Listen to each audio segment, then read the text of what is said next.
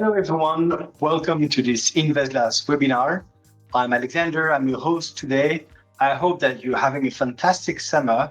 And thank you again for joining this InvestGlass webinar that will be focusing on pipelines. So before we start, just a few words about who we are, who is InvestGlass. InvestGlass is the #1 Swiss CRM. Founded in 2014, it serves any types of businesses, banks, insurance, clubs, companies of all size, industries of all size, but also governments and more. The company is incorporated in Switzerland. It's a Swiss company. And this is the #1 reason why people are coming to us to automate their business with data hosted here in Switzerland. It's also possible to host the data in your premise with your own residency or your own sovereignty rules. If you wish, for example, to have InvestGlass hosted in Africa, in Asia, or anywhere else in Europe. InvestGlass offers all the tools that you're expecting, from prospection to distribution.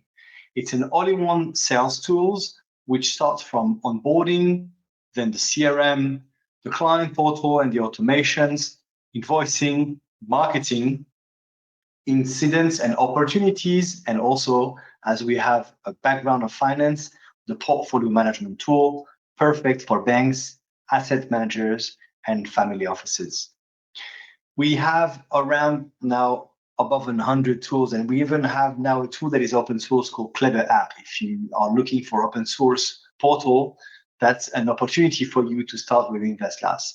Here you see other key applications of InvestGlass.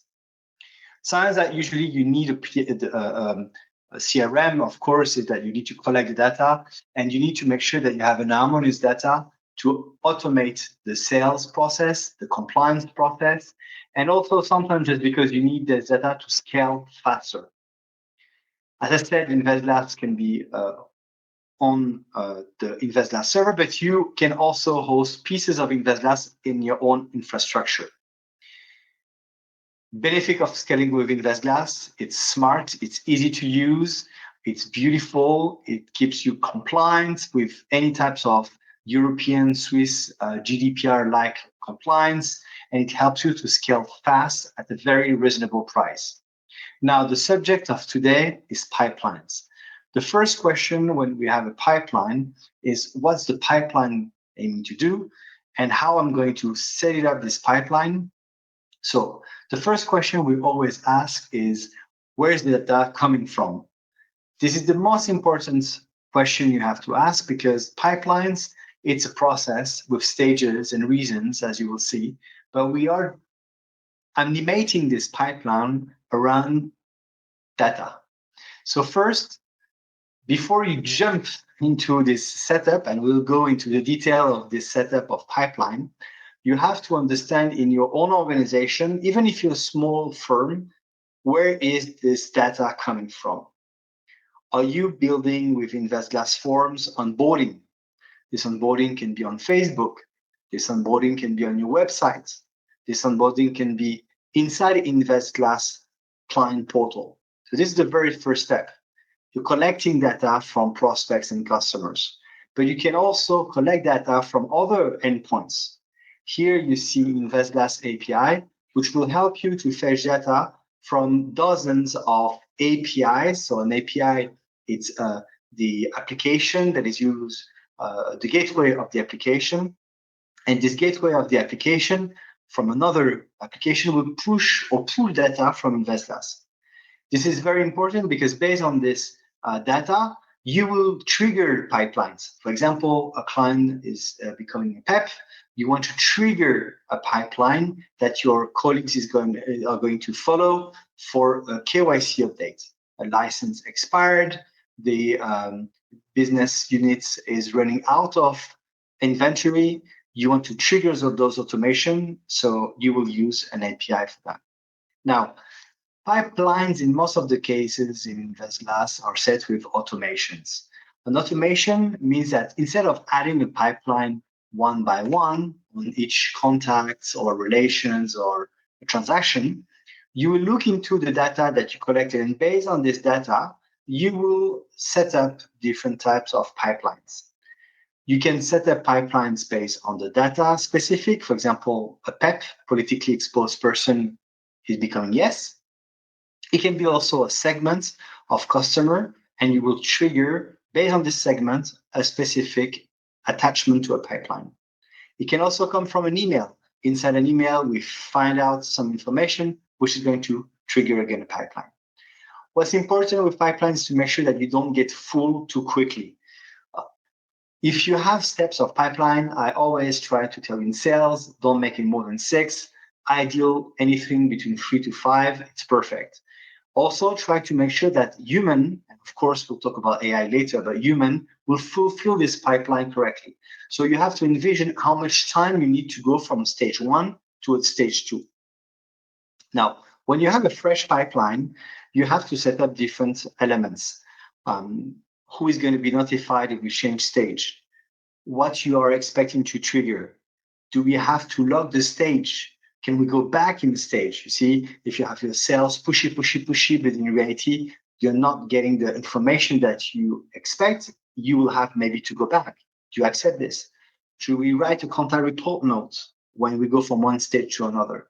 I'll leave you this presentation, but here you see the 8 stages, the 8 steps, and the elements that you have to get to set up your very own pipeline. Because when you're doing a 365 days journey, you have to make sure that this pipeline is going to respect the loyalty program, respect your prospects and your customers into the different types of pipelines and journeys that you're going to offer them. For that, we have 2 things that are important. When you attribute a pipeline, you can attribute a value, okay? And also a status. Is it a one lost, open, one lost? You can also decide that only specific stages can be moved by specific type of members. And this is very handy if you want to restrict an access or I would say a transition from one stage to another only to someone specific or to a specific group. And if you're moving from one stage to another, I suggest you to use reasons that will eventually pop up.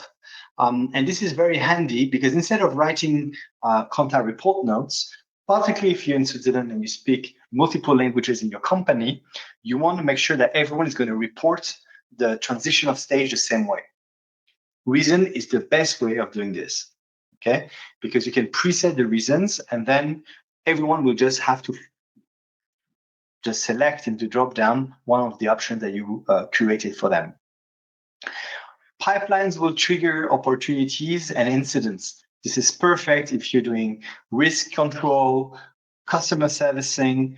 InvestGlass is connected with Aircall, Genesis, Jabber, Cisco, and other APIs for voice over IP. So let us know if you want to connect InvestGlass. And here you'll be able then to manage all your incidents. Of course, when pipelines start to be complex is when you have what we call remediations to manage. Here again, no problem. InvestGlass with the escalation and the alerts will trigger alerts if you're into an idle stage. Okay. So what's my tips? First, keep stages quite simple in terms of nomination, call schedule, onboarding on process, KYC, question asks, something simple. Add a description also, because the person that's going to update behind you wants to know why we put this very basic key name. Then put permissions. I think it's a fantastic way to make sure that the right people are managing at the right time the stage. Look into the contact reports, look into the reasons, and make sure that you trigger also the reporting. Why the reporting is going to be interesting? Because once you start having the reporting, you will then be able to have a reporting not only by stage, but also per reason. So instead of going through all the contact report notes, you'll have a beautiful pipeline, either in form of reverse pyramid, as you see here, or more like a breakdown, what as you see in the second report below, where you have reason of this stage evolution. Okay, the stage transition. And this will be very handy for any type, again, of processes. We've seen loyalty for VIP processes. It can be new clients opening or a survey. You receive responses that are negative. So how you can improve this, use a pipeline to make sure that your colleagues are going to do it the correct way. 5 keys for building a strong pipeline. So keep something consistent, okay? Monitor the effort. Make sure that there's discipline to go from one stage to another. Maybe block the stages if you want to make sure that we go forward and not backward. Make sure that there's no process and bottleneck. Work the entire pipeline. If there's something that is too much over 6 steps, well, you can remove one and you will see some progresses. And don't give up too early on your sales. I hope this will help you to speed up your processes. We've seen outstanding results with our customers using strong pipelines. On the next InvestGlass webinar that will take place mid-August, we will talk about goals, how to set up goals, for different types of pipelines, but also goals for activities such as sending emails, sending SMS, tracking incidents. I hope you enjoyed this presentation. Please don't forget to subscribe, to share this presentation with your teams. If you have any questions, I'll be happy to answer your questions. And again, thank you for using InvestGlass, and see you at the next InvestGlass webinar.